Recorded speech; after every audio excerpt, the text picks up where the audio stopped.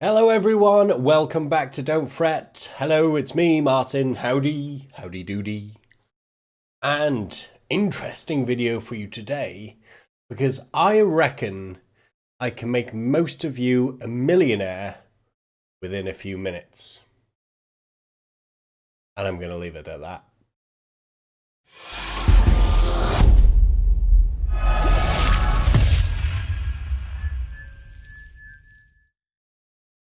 So all you need to become a millionaire in a few minutes is two things. One is about $75 in an account somewhere, or the equivalent, which is about £56 or 63 euros. You need that in an account somewhere. The second thing you need is to sign up with TransferWise. Now, I'm not sponsored by TransferWise. It kind of sounds like I am, but I'm not. I do use TransferWise. I love TransferWise, but there's no sponsorship. I'm just using it for this video. And when you log into TransferWise, what you need to do is transfer the money from your account into the same currency within TransferWise. So if you've got, 63 euros, transfer it into a euro account within TransferWise. If it's 56 pounds sterling, transfer it into pound sterling account to TransferWise. If it's 75 US dollars, transfer it into the equivalent in TransferWise. Now, what TransferWise is, it is a multi-currency exchange platform. Like PayPal, but you get to play around with currencies a lot more. It is vital if you do a lot of traveling. It's one of the best and simplest ways to manage multiple currencies. I actually use it to deal with kind of different business ventures in different countries. It's an incredibly useful tool. But what you can do in TransferWise is transfer money from one currency to another, but keep it within the TransferWise account. So you don't need an external account within the currency you're transferring it to.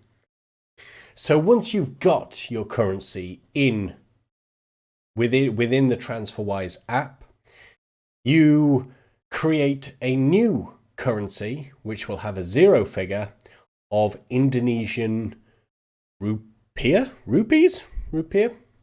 IDR is the acronym. Indonesian rupiah. And all you will do is you will convert that $75 to Indonesian currency, and lo and behold, you'll find yourself a millionaire. That's no joke. Instant millionaire. So all of that quest, all of that stuff, all of that kind of pain that you've gone through to become a millionaire, you've just done it in a few minutes. Surely you're happy now, right? You must be happy. That must have given you all of the happiness because it's everything that you've ever wanted. That's why you clicked on this video.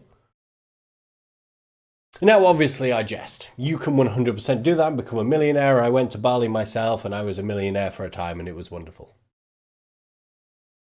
But I'm making this joke because this whole idea, this whole quest, this whole goal of becoming a millionaire is one of the most ridiculously painstaking goals and objectives that anybody can have.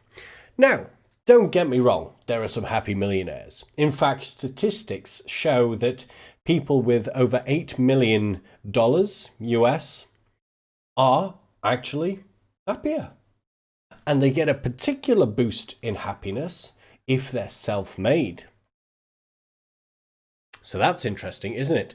However, if you have 1 million to 8 million, you have nowhere near that same level of happiness. And in fact, chances are your happiness level will be lower than somebody earning less than 100,000.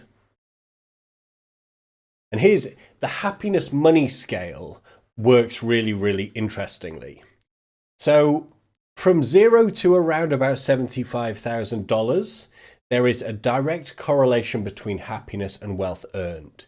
And that's because within Maslow's hierarchy of needs, it is running alongside our security, our base human level for having access to food, roof over our head, and feeling safe and secure. when we get to around about the $75,000 mark, all of the security, all of the safety, all of the access to food and drink that we could need is taken care of. So building wealth beyond that becomes stress. And often that's associated with the work that you have to do to get that far, particularly if you have a job, because you take on more responsibility, more stress, more pain. And because it's excess, there's a risk that you might lose it. Right? So you start chasing more. And it's actually the chase that starts causing pain. And what's interesting here is if you've ever seen the graph, when we hit the 75 grand mark, the two lines start to deviate away. So as your health increases, your happiness starts to tail off. And then when you get to about $200,000 in terms of yearly income, you actually start to become unhappy. In fact, the scale, as you start making more than $200,000, you actually start to become more unhappy. The happiness scale starts to go down. It actually becomes inversely correlated with the amount of money you've earned. So that huge gap between $200,000 and $8 million is pain. It's stress. Now, there are 100% ways that you can free yourself emotionally from that pain. But statistically, it doesn't look good. Statistically and scientifically, it does not look good unless you can become the exception that proves the rule. And I'm bringing this up because so many, particularly men, are financially driven. The caregiver, the provider, the putting meat on the table, like as if that's the only thing that we are good for. So we go out and earn as much money as possible for our own and for our families. And we say, I just want to be able to provide for my family and sacrifice myself and my health for my family. And I tell you what, your family just wants your presence. They don't want you running off questing for all of this wealth that is bringing back a damaged version of their husband and their father. So I really, really want you to think about when you're on this quest for financial abundance and financial wealth, and the pain that it comes to, and how manipulatable you might be as you go on that quest. Maybe have a think.